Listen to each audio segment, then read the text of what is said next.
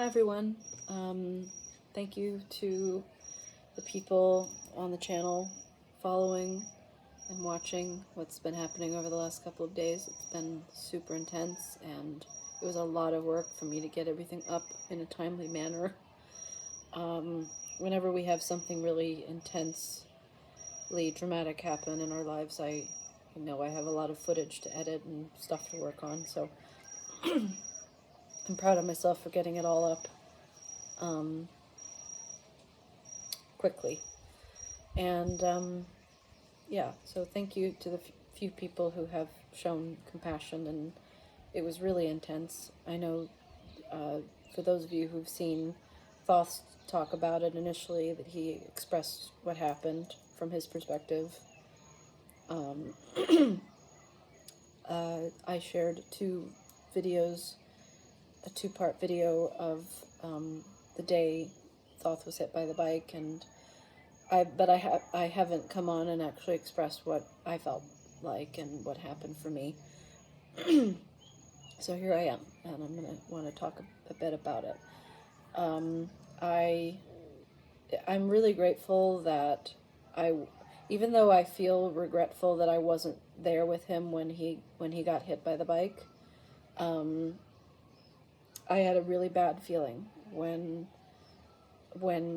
I had thought we were staying over at our friend Zubin and Shahastra's house on the other night, and he got ready and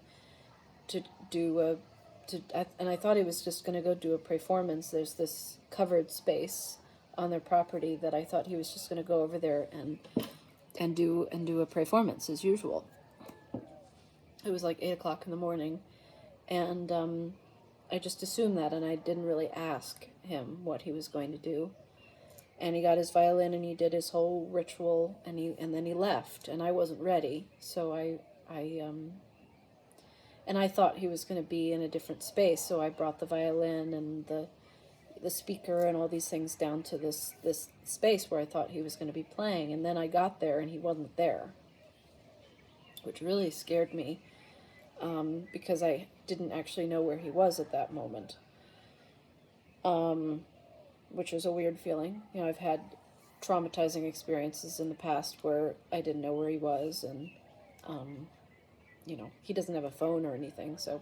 But then I went up to where Zubin and Shahastra were, to their room, and asked where he was, and they said, oh, he said he was going out to the road. And I had a really bad feeling about it. It just hit me really hard that, oh, maybe something really bad could happen to him, and I'm not there to watch over him. And later Zubin said that he had wanted to go with him, and I wish he had.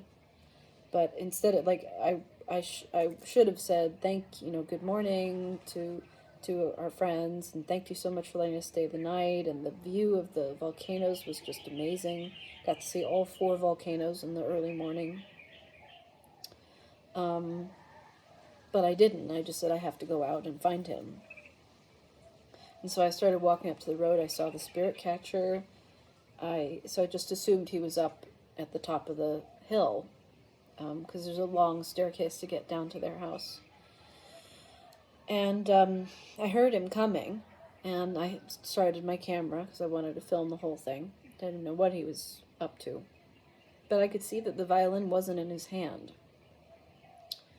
He was holding it in his arms, and I was just like, my immediate reaction was that, oh, he dropped it, oh shit, that he just dropped it, that he was acting crazy and running around, and that he just dropped it. And I was initially feeling actually angry at him, and like, how could you be so stupid as to drop your violin, and how expensive is this going to be now to fix it, and that was my initial response. And then as he came closer to me, he was singing, and he was holding the violin like a baby, and I could see that the neck of the violin was off, and that the whole violin was cracked open down to the middle on both sides. So I was like, oh my God, and of course my initial reaction was that he must have just dropped it. I couldn't even imagine that he had been hit by anything or anything like that had happened. It was just unfathomable to me. The only thing I was assuming is that he just dropped it, which was bad enough, that he'd obviously broken his violin somehow. And so I followed him, and thankfully, because I didn't know what had happened, I just let him do his thing. If I had been in the road, if I had been there with him when he spun across the road and fell, I would have lost it. I would have totally lost it and started screaming and crying. So I'm actually glad that I wasn't there. I can say that I'm glad that I wasn't physically there with him, even though I wish I was, so I could have, because he's told me later that all the people he was singing to seemed to close their doors, and the driver who ran over him just kept going. So he was lying in the middle of the ground. There's nobody there to help him. So it was quite traumatizing to me to realize that he was alone and I wasn't there to protect him, because that's kind of my job, is to watch over him. So it's hard for, like yesterday when he went out again and decided he wanted to go out and kind of cleanse the feelings that he was having. And he went out again. I went out for a run in the morning before I came back and followed him just to watch over him.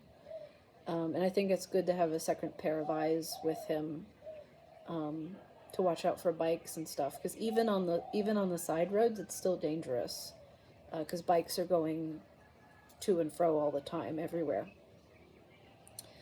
So once he came back down, and I let him do his ceremony down to the bottom while filming the whole thing, and then did this beautiful ritual to the sun in the Garden of Gratitude that Zubin loves, and that's what Zubin wanted when we came. He suggested that maybe tomorrow morning you guys can go and play in the Garden of Gratitude.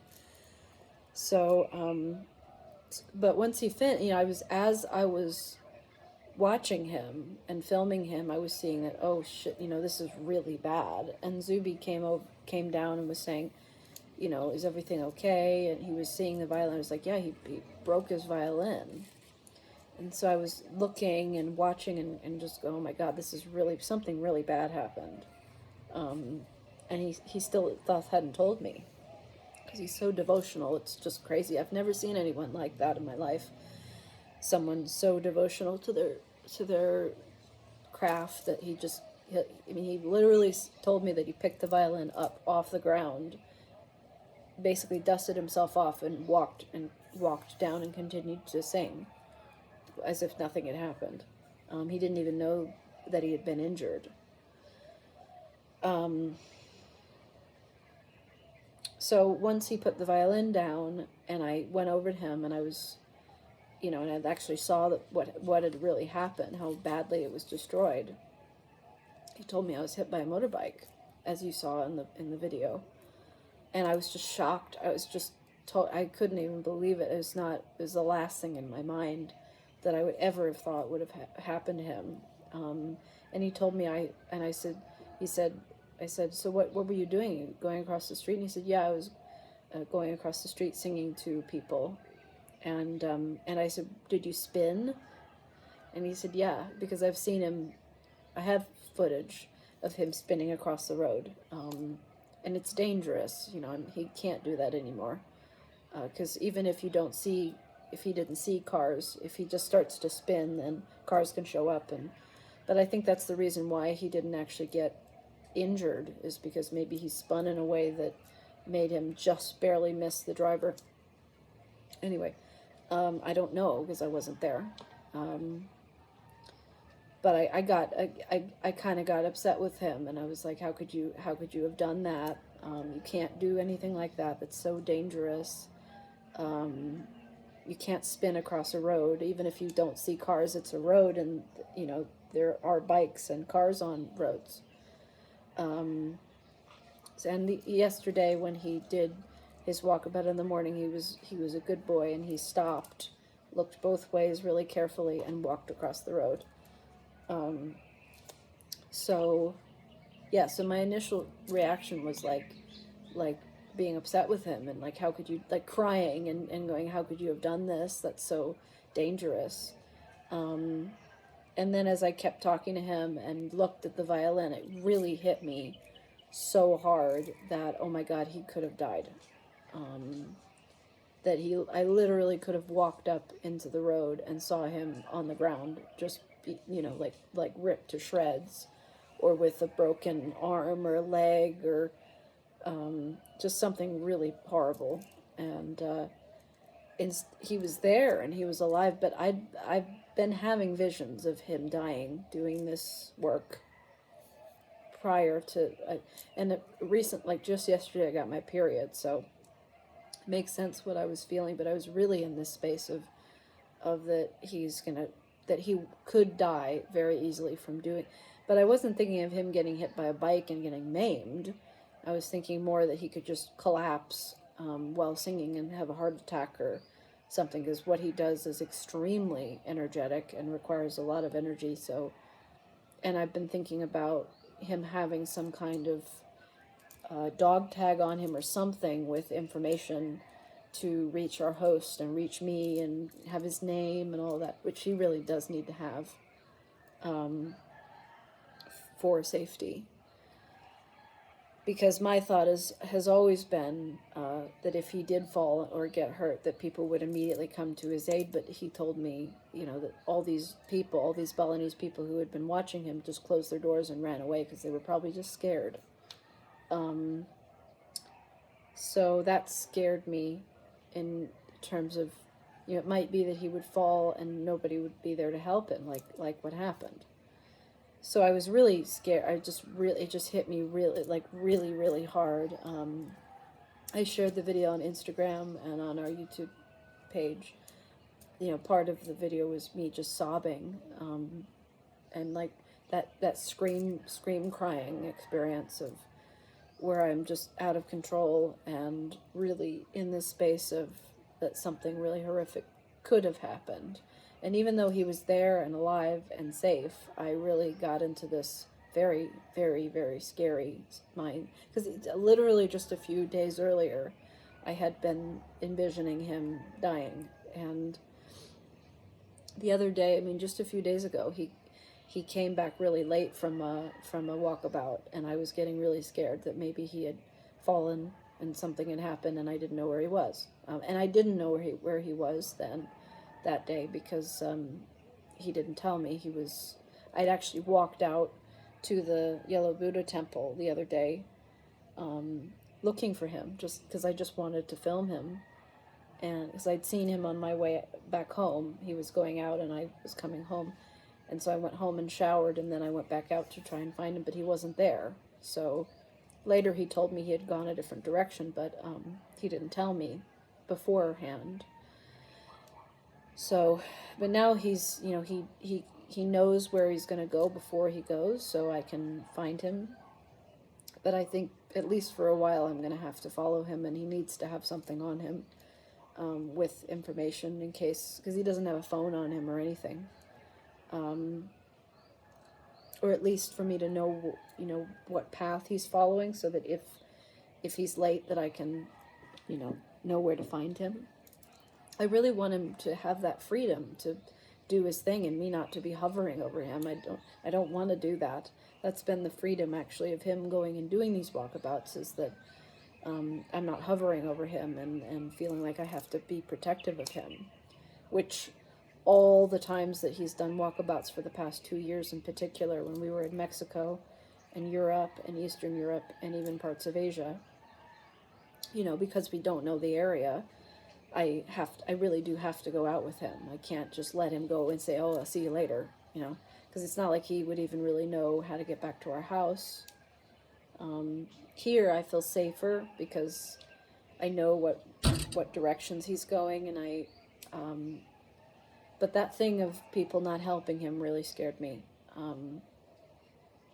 So we just have to figure that out, and we will. So I really had a really heavy, intense cry, and the only thing that pulled me out of it was Zubin came over, and insisted that Thoth get up and us take him upstairs to take care of his wounds, and he was saying he didn't want to, that he just wanted to stay there, and I begged him to stand up because we thought that, I mean, even though he had walked all the way down the stairs home, I had looked at him clearly to see if he had been hurt, and the moment he stood up, we saw this gash on his, right below his left knee, I think, and where basically the skin had been ripped away in two places. Not large places, but like that much skin on, you know. And he wasn't bleeding. It was, and and he had a little bit of a bruise on his finger, and I think that's probably where the violin got knocked out of his hand by this high-speed motorbike that just barely missed him. And then he later said that he remembered actually falling after that happened, and I guess he scraped his leg once he had fallen. And he said he didn't actually remember that initially, which was very strange. And Zubin actually had fallen on his bike, right outside of the house, very near to where Thoth had fallen, just a few months ago. And he got ripped he got the skin ripped off his arms and legs, and his leg was crushed, and it was way worse. And Zubin's like 10 years older than Thoth, and 10 years and a little bit more. So, and he healed. So it was a miracle that Bunny was actually physically okay and able to walk, and hadn't been, if he had just been like a sliver, just like, it was probably just inches away from seriously injuring him and seriously maiming him. And I really, like I said, I had been having some very seriously terrifying visions of him dying while doing this. So I felt really scared, but I was really grateful at the same time for having Zubin and Shahastra to be there with them, because they're our best friends here. We're going to see them tomorrow night and probably stay the night again, maybe. Zubin feels a really deep connection to Thoth. They're similar in age, and they're those weird iconoclastic people. Zubin has some amazing stories. He told us some really incredible stories the other day at dinner about his life, and he's the original creator of the tie-dye trend, and he was there in the 70s and the 80s in New York. So he told us some really amazing stories about his life, and we love them. And Shahastra is an amazing artist. If you've seen previous videos of me sharing, when we're there, sharing her art, and she's so supportive of my art and my art practice, and she is probably one of the biggest influences for me to start painting on canvas. Just so supportive, and she was the first person to encourage me to sign my drawings that I was making. So it's really wonderful to have someone who is a gifted artist supporting my art process. And Zubin also is very loving of my art style and my art. The piece I'm working on is almost finished, and yesterday I got a bigger canvas that I'm going to start on as soon as I can.